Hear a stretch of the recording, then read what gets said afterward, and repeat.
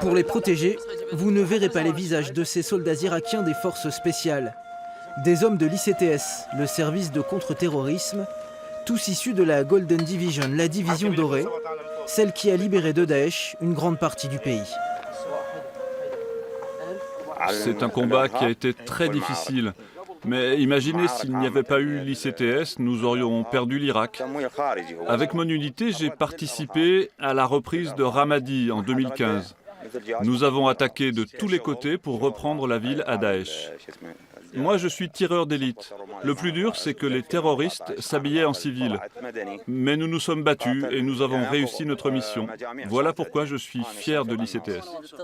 Pour aider ces hommes, des chasseurs alpins sont actuellement déployés en Irak.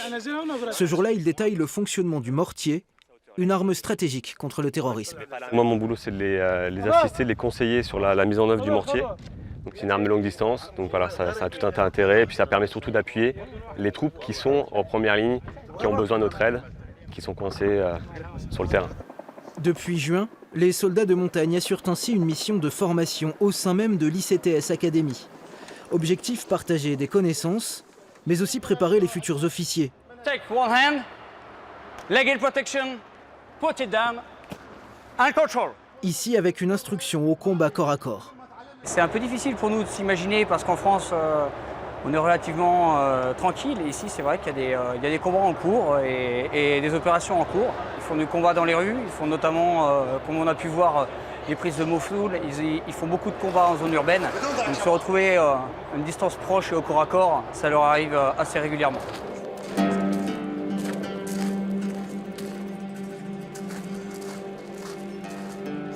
Cette action-là, elle s'inscrit dans la durée. Pourquoi? Parce que les compétences, les capacités que les forces spéciales irakiennes auront gagnées, donc ces capacités-là, elles vont pouvoir les conserver, les développer, les entretenir. Et en ce sens-là, en fait, les effets de notre action le perdureront même après le désengagement de la France. Former les forces spéciales, mais aussi conseiller l'armée irrégulière à Bagdad.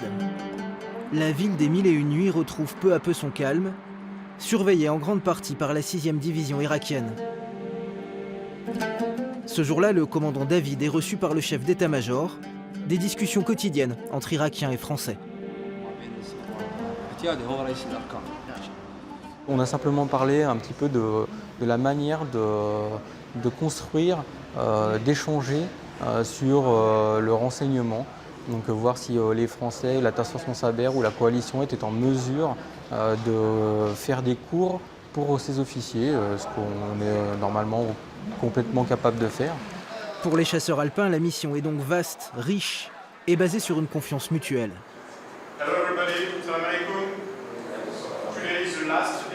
J'ai beaucoup de choses à apporter à l'armée irakienne, j'ai aussi énormément de choses à apprendre de l'armée irakienne. Et ce qui fait que les relations sont excellentes. Les relations sont aussi excellentes parce que, particularité de la Task Force Saber, nous vivons effectivement au sein d'une emprise irakienne qui nous accueille, qui nous loge, qui nous protège. Une confiance nécessaire pour une mission cruciale. Ici, loin de chez eux, les soldats de montagne contribuent durablement à la guerre contre le terrorisme, car éliminer Daesh au Levant reste le meilleur moyen d'éviter une attaque en France.